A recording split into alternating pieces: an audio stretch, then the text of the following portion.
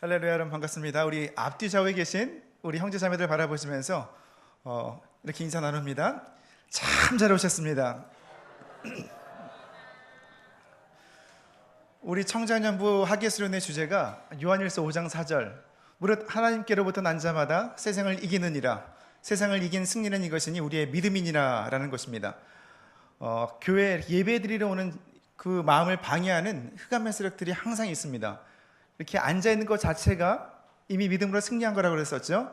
다시 한번 이렇게 앞뒤 좌우 바라보시면서 이렇게 인사 나누시겠습니다. 할렐루야, 믿음으로 승리했습니다.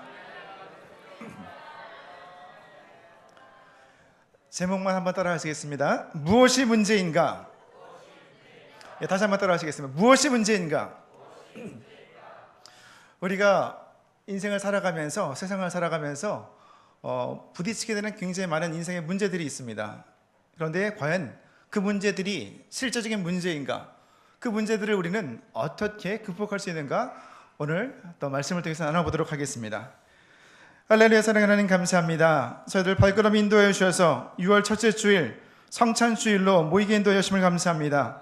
이 시간 종의 입술을 주정하여 주셔서 하나님의 능력의 말씀에 온전히 선포되게 인도해 주시고 겸손히 주님을 향하여 마음 중심을 올려드릴 때에 한량없는 주님의 은혜와 능력과 영광이 충만한 가득한 귀한 예배 될 수 있도록 이 시간을 주장하여 주옵소서. 예수님의 이름으로 기도하옵나이다.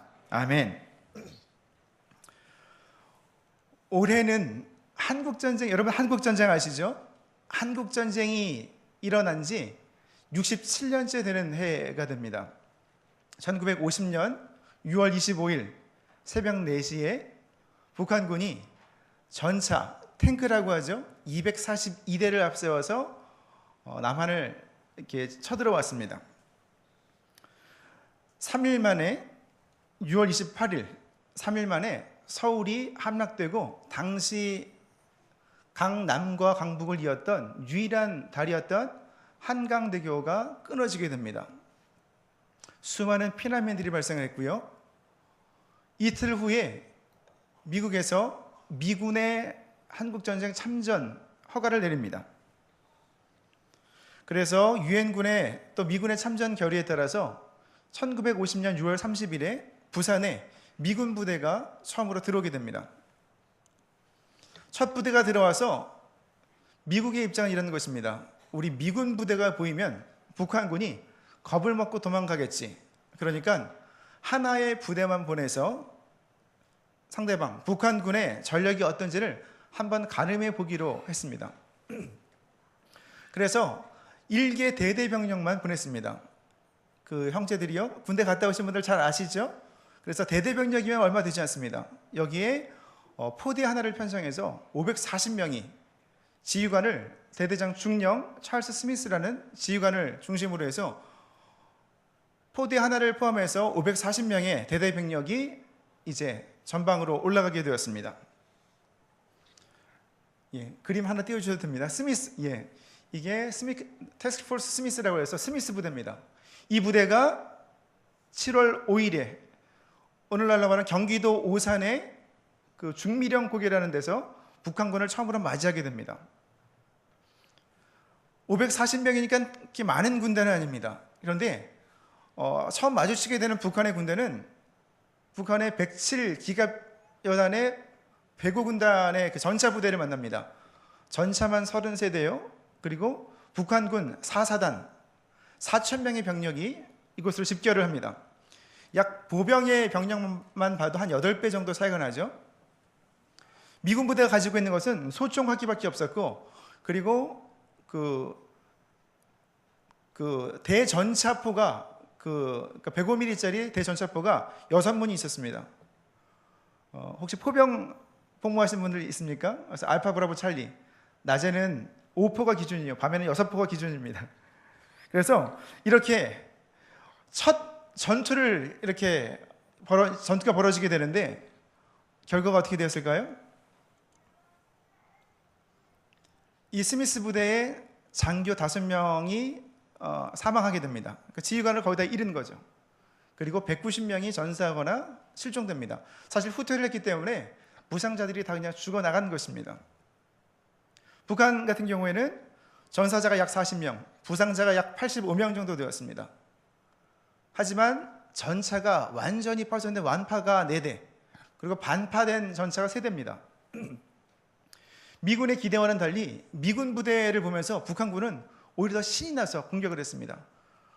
잘못하면 전멸할 수가 있었던 거죠. 그러다가 이제 후퇴를 하게 되고, 하지만 의외로 또 전차를 파손을 시키는 바람에 북한군이 다시 한번 전열을 정비하는 데는 시간이 필요했습니다. 그래서 7월 5일부터 그 다음이 약 110km 떨어진 대전입니다. 대전이 함락될 때까지가 약 15일이 걸립니다. 그래서 7월 20일에야 대전이 함락되게 됩니다. 그 기간 동안 메가더 원수가 미국에 공문을 보내서 예상보다 북한군의 전력이 굉장히 셉니다. 그래서 속히 주력 부대를 보내야 하겠습니다. 공문을 보내서 미군이 48만 명이 참전을 하게 됩니다. 그리고 그해 9월 15일에 인천에 상륙작전을 감행하게 되죠.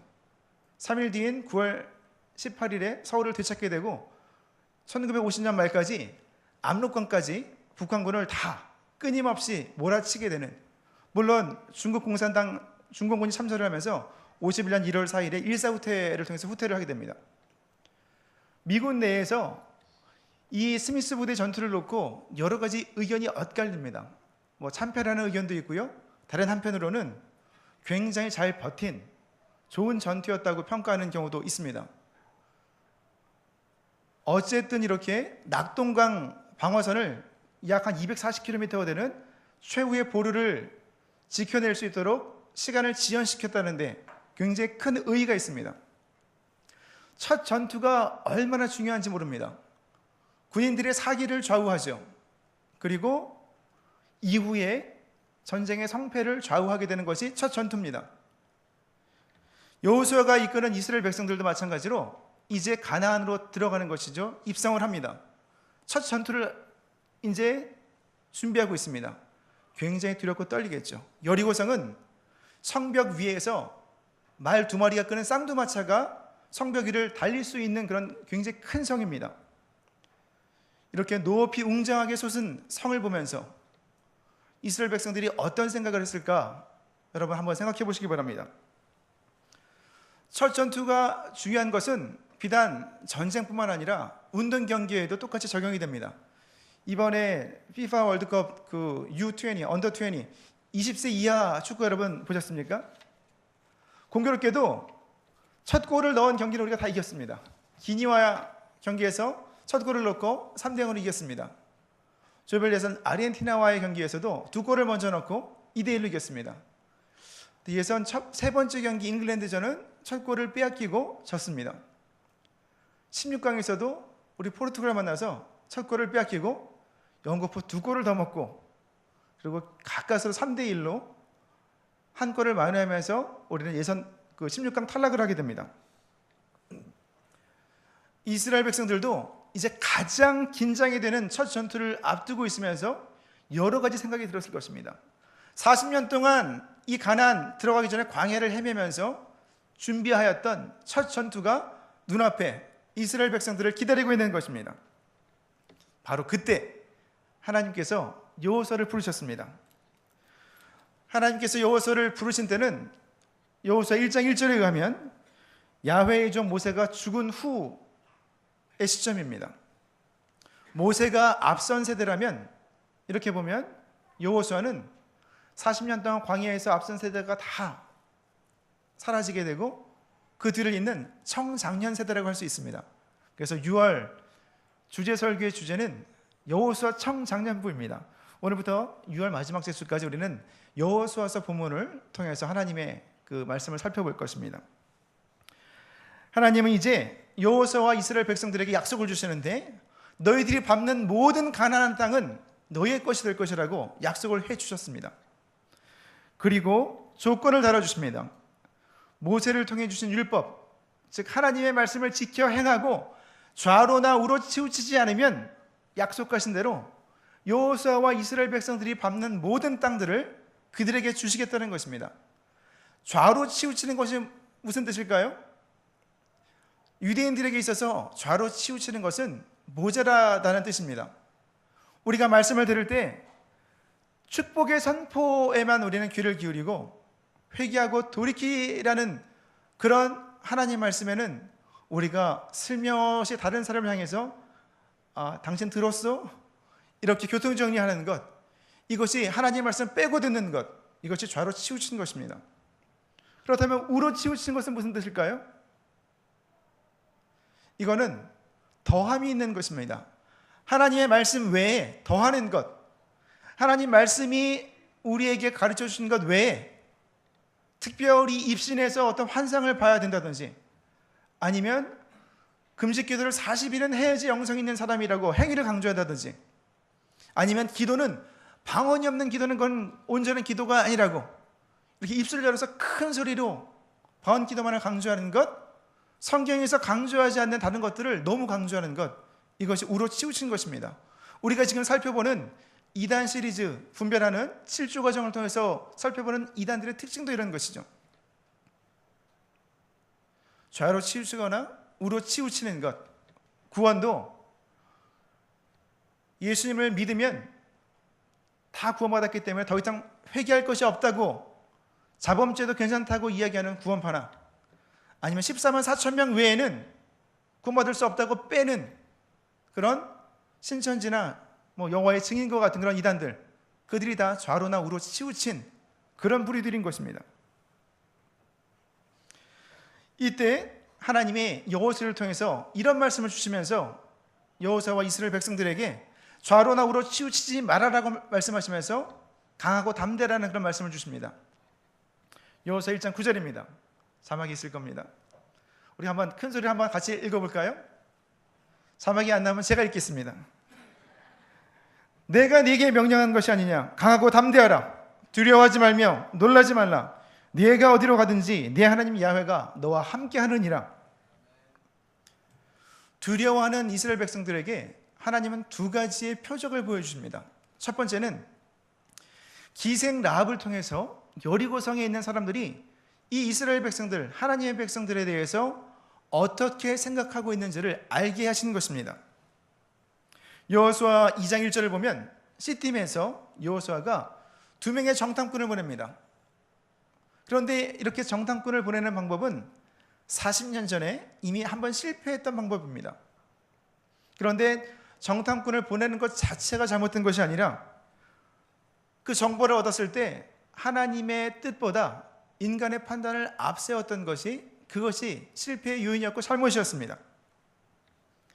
이번에 정탐꾼을 보내는 것을 허용하신 하나님에게는 두 가지 섭리가 있었습니다. 첫 번째는 그 성에 사는 하나님을 믿었던, 하나님의 소문을 들으면서 하나님을 경외하고 하나님을 믿기를 작정했던 기생 라합과 그 가족들을 구원하시기 위함입니다. 두 번째는 여리고성 사람들이 가지고 있는 그 이스라엘 백성들에 대한 두려움을 이 라합의 입술을 통해서 알게 하도록 하시는 것입니다. 그래서 이스라엘 백성들이 강하고 담대하고 용기를 얻을 수 있도록 하나님께서 이렇게 섭리하신 것이죠. 라합이 정탐꾼들을 숨겨주면서 이런 말을 합니다. 여호수아 2장 9절에서 11절입니다. 이번에 자막이 있을지 모르겠습니다. 없으면 여러분 여호수아서 2장 9절에서 11절 한번 찾아보시기 바랍니다. 조금 분량이 있지만 한번 함께 읽어보겠습니다.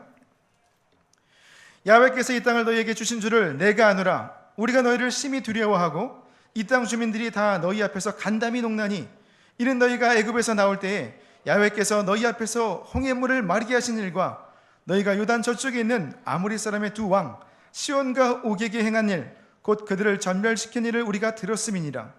우리가 듣자 곧 마음이 녹았고 너희로 말미암아 사람이 정신을 잃었나니, 너희 하나님 야훼는 위로는 하늘에서도 아래로는 땅에서도 하나님이시니라. 이렇게 말을 하면서 이미 요단강 동편에서 이 아모리 두 왕을 무찌르게 하시고 홍해를 건너게 하신 하나님에 대한, 또 그 하나님의 백성에 대한 두려움들을 생생하게 드러내게 하셨습니다. 사실 여리고성에 있는 사람들은, 모든 사람들이 하나님을 다 두려워했습니다. 그런데도 돌이킨 사람들은 라합과 그 가족들밖에 없었다는 사실이 우리들에게 여러 가지 생각을 하게 합니다. 어떤 사람들은 이런 얘기를 합니다. 기생 라합이 정탐꾼을 숨겨주고 거짓말을 한 것, 그건 죄가 아닙니까? 이거는 기독교 윤리에서 의무론적인 윤리라는 건데 나중에 한번 우리가 시간이 되면 좀 나눠보도록 하겠습니다. 이 본문에서는 더 큰 하나님의 뜻을 온전히 이루시는 그 뜻을 먼저 바라보는 것을 강조하고 있습니다. 여리고성에 있는 사람들은 라합처럼 결단하고 돌이키지를 못했습니다. 왜 그럴까요? 그들이 누리고 있는 죄악의 삶이 너무나 달콤하고 짜릿하고 좋았기 때문에 그렇습니다. 반대로 성경은 이 라합의 행위를 믿음이라고 기록합니다. 소위 믿음적인 히브리서 11장 31절을 보면 믿음으로 기생 라합은 정탐꾼을 편안히 영접하였으므로 순종하지 아니한 자와 함께 멸망하지 아니하였도다. 예수님의 형제 야고보도 똑같이 이런 기록을 합니다. 야고보서 2장 25절입니다. 기생 라합이 사자들을 접대하여 다른 길로 나가게 할 때에 행함으로 의롭다 하심을 받은 것이 아니냐. 그것이 믿음이라고, 믿음의 행함이라고 성경은 기록하고 있는 것입니다. 이렇게 기생 라합이 숨겨주었던 정탐꾼들이 다시 그들이 올 때에 성문 밖으로 붉은 줄을 내리면 라합과 그 가족들을 살려주겠다고 약속을 합니다. 여러분들 다 알고 계시는 내용들이죠. 마치 출애굽할 때 문설주에 발랐던 어린 양의 피와도 같죠. 예수님의 십자가 대속의 보혈과도 같습니다. 그렇게 그 붉은 줄이 라합과 그 가족들을 살리는 그런 징표가 되었던 것입니다. 기생 라합을 통해서 여리고 사람들이 얼마나 하나님과 그 백성들을 두려워하는지를 깨우쳐 주셨다면 그 다음 사건은 요단강을 건너는 사건입니다. 이 일로 인해서 가나안 사람들이 훨씬 더 하나님과 하나님의 백성들을 두려워하게 됩니다. 요단강은 평소에 깊이가 그렇게 깊지 않습니다. 얕은 곳은 약 한 50cm 정도 됩니다. 우리 무릎 조금 언저리 정도 되겠죠? 얕은 곳은 한 50cm 정도 되고 물 깊이가 깊은 곳이 한 약 3m 정도 됩니다. 그러니까 얕은 곳을 향해 들어가면 얼마든지 강을 넘어갈 수 있습니다. 그런데 이스라엘 백성들이 요단강을 건널 때는 이따 봄철입니다. 이 팔레스타인 지방은요, 겨울에 비가 내리고 봄에 비가 내리고 여름, 가을은 굉장히 가무릅니다. 그러니까 우리와 정반대죠. 우리처럼 봄에 씨앗을 뿌리면 여름이 되면 다 말라서 또 가을이 되면 추수할 것이 없게 됩니다. 씨앗이 다 말라서 다 죽게 됩니다. 그래서 가을에 씨를 뿌리고 추수감사를 3월, 4월, 니산월, 아비벌 이렇게 봄에 하는 것입니다. 그러니까 봄에 비가 많이 옵니다. 이것이 이른비입니다. 이른비와 늦은비 아시죠? 이 이른비가 내리면 강물이 범람하고 넘쳐나게 됩니다. 이때 또 봄이기 때문에 그 단지파가 있는 텔단 지역에 오늘날의 그 텔단 지역이라는 곳에 헬몬산이 있는데 헬몬산에 눈이 녹아서 이 강물이 훨씬 더 넘쳐나고 더 범람을 하는데 이게 더 가중이 됩니다. 그래서 여호수아 3장 15절은 이 봄철에 요단강이 깊다는 사실을 이렇게 기록하죠. 요단이 곡식 거두는 시기에는 항상 언덕에 넘치더라. 물이 넘친다는 그런 그 설명입니다. 하지만 레위 사람 제사장이 언약궤를 메고 요단강에 들어갔을 때 어떤 일이 벌어집니까? 강물이 그칩니다. 레위 제사장들이 요단강에 가운데 들어가서 서 있는 동안에는 물이 그쳐서 그냥 그친 것이 아니라 땅이 마르게 되었다고 성경은 기록합니다. 그래서 이스라엘 백성들이 요단강을 건너갈 수가 있게 되었습니다. 여러분, 이 언약궤, 법궤는 어떤 나무로 만드는지 아십니까? 들어보셨을 겁니다. 아까 여호수아가 시팀에서 사람들을 보냈다고 그랬죠? 시팀 나무라는 것입니다. 이게 아카시아 나무의 일종입니다. 그림이 안 나와도 그냥 할 수 없지만 그냥 이 나무입니다. 이게 가시나무 같은 거죠. 이게 조각목이라고 합니다. 뿌리가 굉장히 땅 깊이 들어가는 나무입니다. 그리고 나무가 이렇게 가구로 쓸만한 것이 아닙니다. 왜냐하면 가지가 이곳저곳으로 구불구불, 아까 소개했던 그 그림은 굉장히 준수한 그런 나무의 그림이고요. 보통 가지가 막 이곳저곳 향해서 막 뻗어 있습니다. 하지만 이 시틴 나무, 이 아카시아 나무를 잘 다듬어서 하나님의 말씀을 담은 언약궤를 만들어 놓으니까 이 언약궤를 맨 제사장들이 요단강으로 들어갔을 때 기적이 임하게 되는 기적과 축복의 통로가 된 것입니다. 저 여러분 어떻습니까? 우리 생각대로 세상을 살아가면서 이리저리로 마음이 헤매이는 모양이 때로는 있습니다.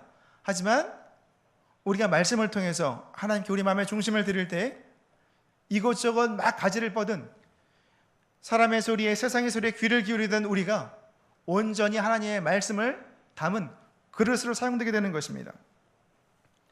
이제 여호수아는 모든 백성들이 다 마른 땅을 통해서 강을 건넌 후에 12지파를 상징하는 큰 돌 12개를 가져와서 세웁니다. 그리고 이것을 기념이 되게 합니다.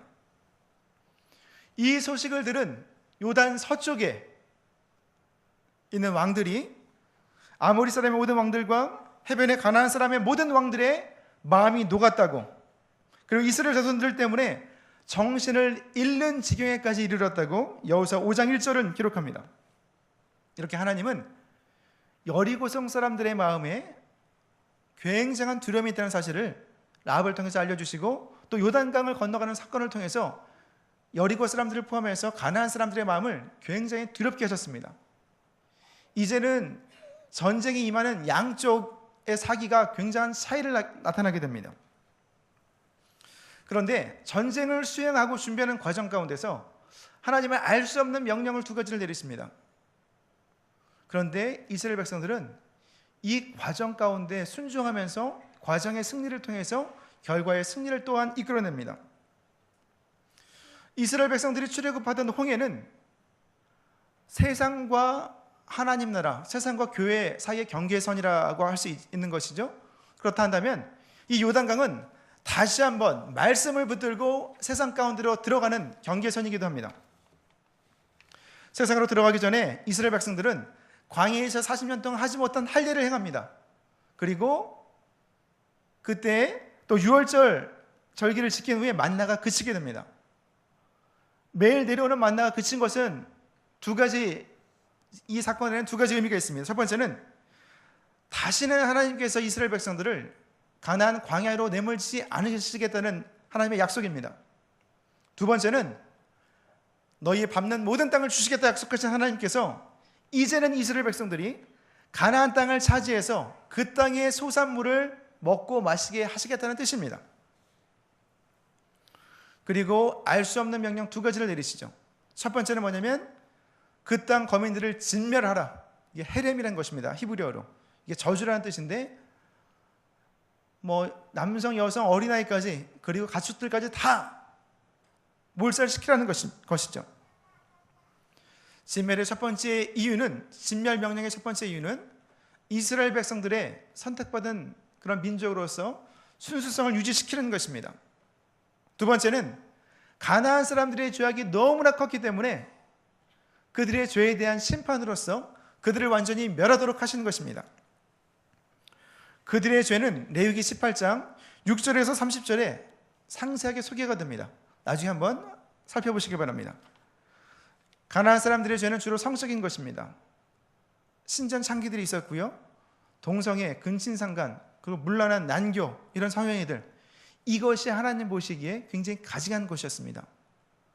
그런 남녀간의 어떤 교합을 위해서 어린 자녀들을 또 제물로 바치기도 하고 하나님 보시기에 너무나 참을 수 없는 죄악들이 관영했던 땅이 바로 가나안이었기 때문에 진멸 명령을 내리신 것입니다. 진멸하지 않으면 이스라엘도 너무나 쉽게 물들기 때문에 그렇습니다. 모세가 첫 번째 십계명을 받으러 시내산에 올라갔을 때, 그때 계명을 받고 내려왔을 때 밑에서 어떤 일이 벌어지고 있었습니까? 아론이 백성들의 근무치를 다 받아다가 금송아지를 만들어 놓고 그 땅에서 히브리어 원어로 뛰놀더라. 그것은 성적으로 난교하는 장면을 묘사합니다. 벌써 가나안 입성하기 전부터 광야에서 이미 실패했던 이스라엘 백성들 경계하고 구별시키기 위해서 하나님은 진멸명령, 헤렘이라는 명령을 내리신 것입니다. 두 번째 알 수 없는 명령이 있죠. 뭡니까? 하루에 한 바퀴씩 여리고성을 돌라는 것입니다.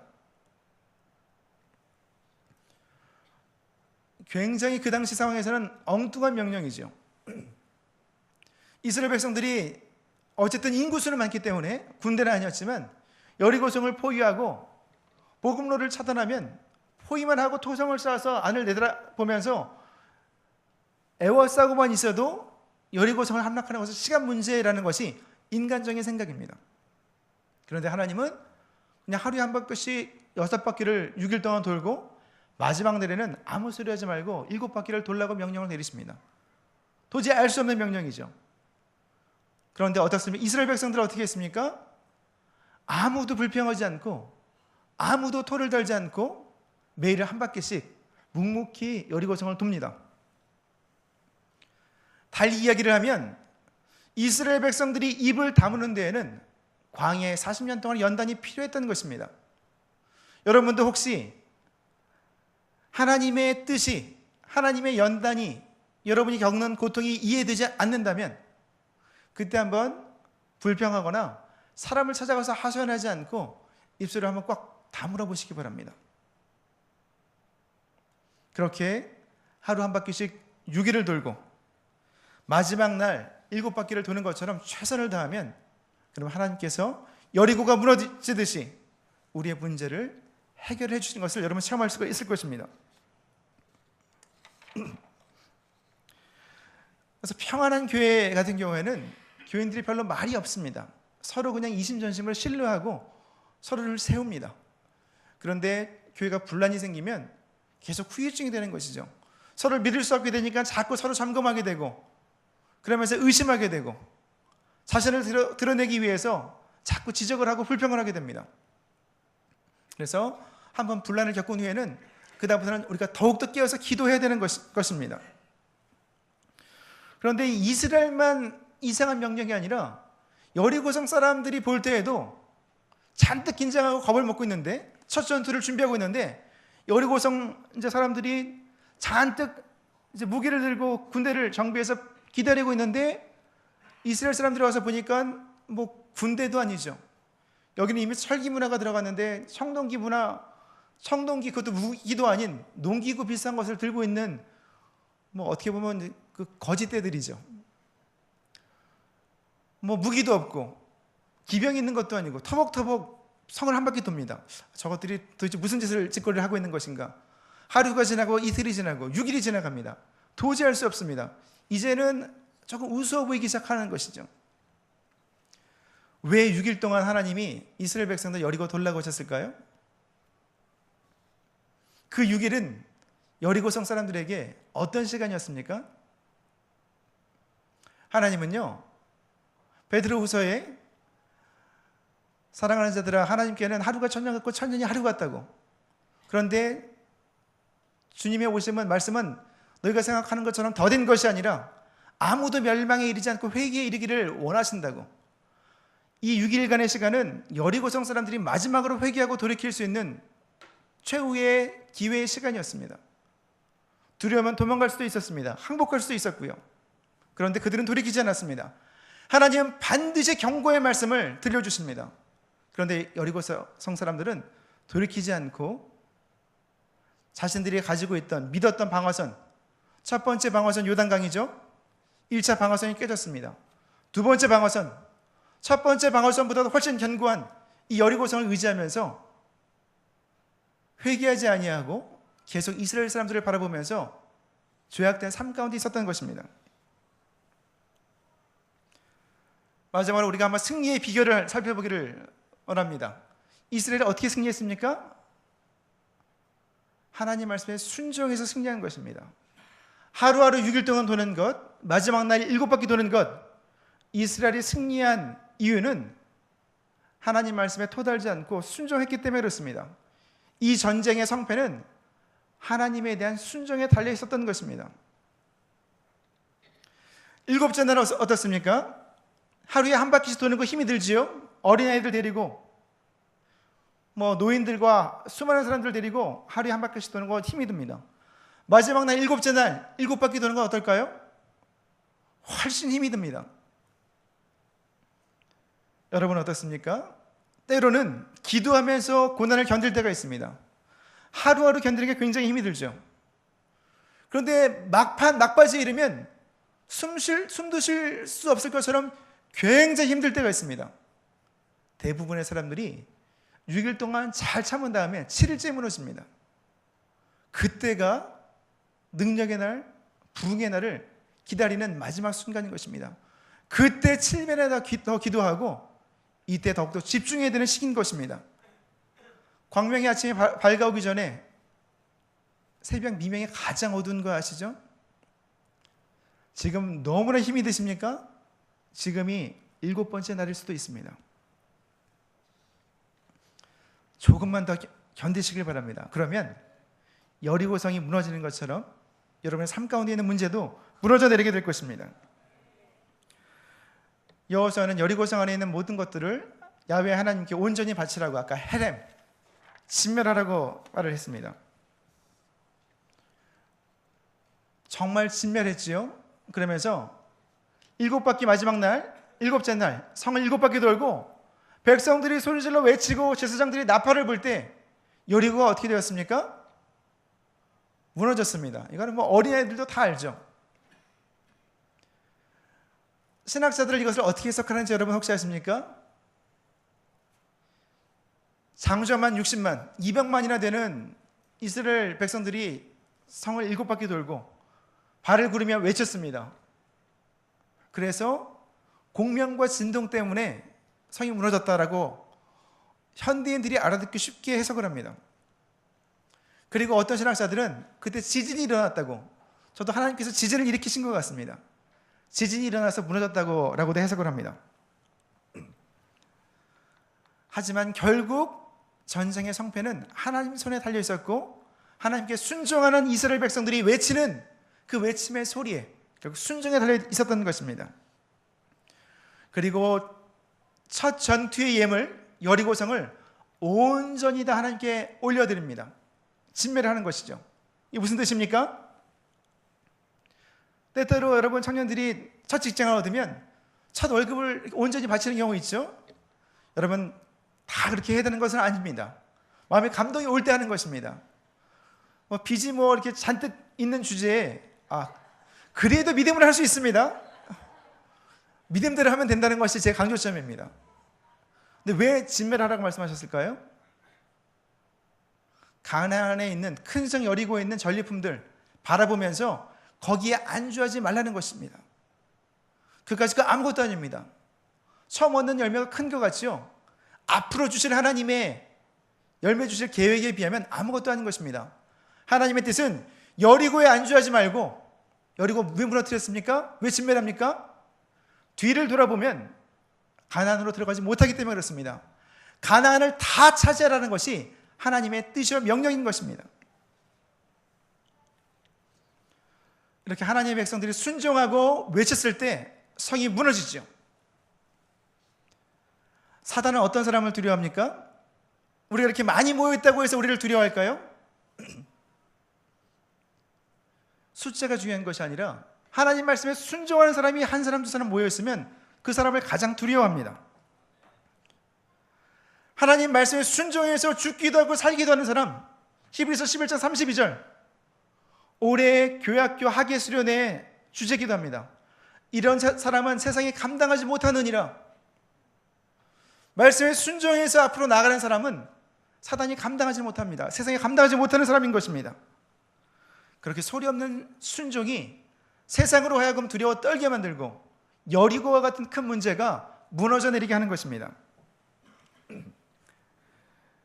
일본인 의사 곤도 마코토라는 의사가 있습니다. 이분이 썼던 책 베스트셀러가 됐었죠. 한 2년 3년 전입니다. 의사에게 살해당하지 않는 47가지 방법. 혹시 여러분 보셨습니까? 의사에게 살해당하지 않는 7번째 원리는 이런 것입니다. 암의 오진이 사람 잡는다. 일본의 암 초기 진단에 대한 오진율은 약 12% 정도가 됩니다.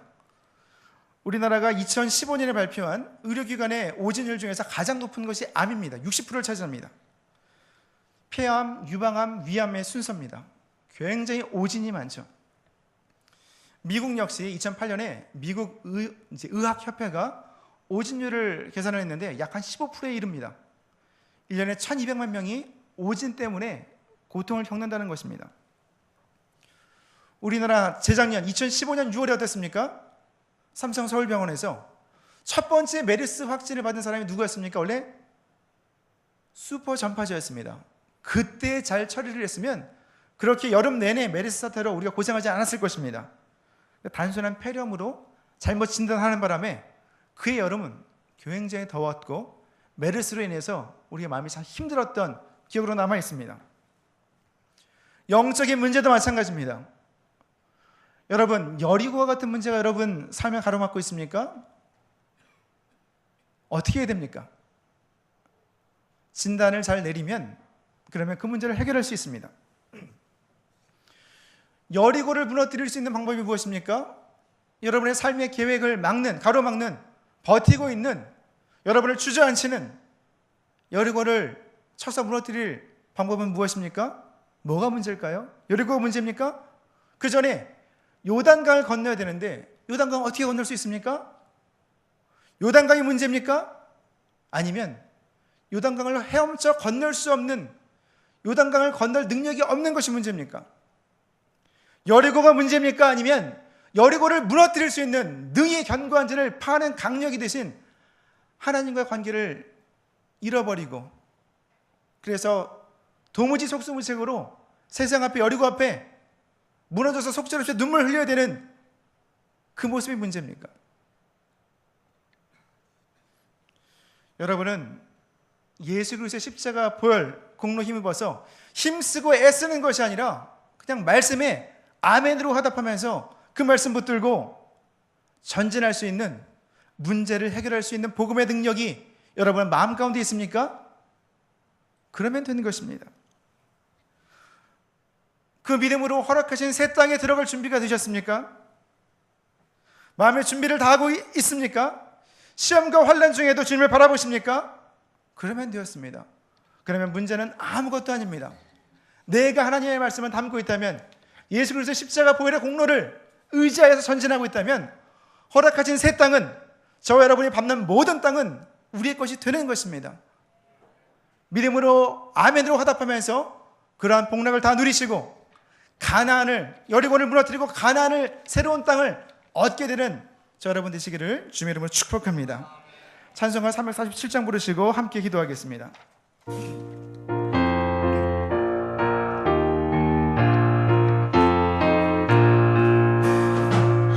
허락하신 새 땅에 들어가려면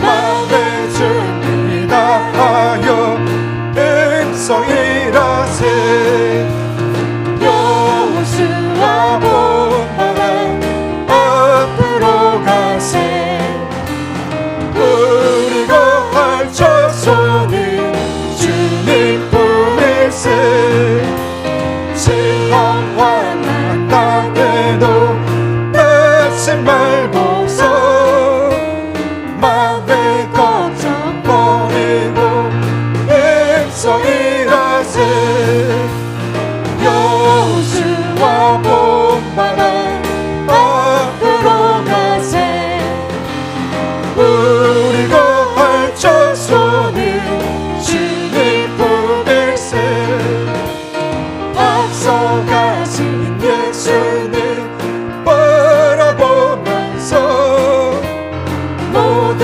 마음을 아파요 음성이라세 여호수아 본바람 앞으로 가세 우리 거할 자손이 주님 품일세 일할 곳이 아직도 많이 있으니 담대하게 나가서 음성이라세 여호수아 본바람 앞으로 가세 우리 거할 자손이 주님 1절 4절합니다. 허락하신 새 땅에 허락하신 새 땅에 들어가려면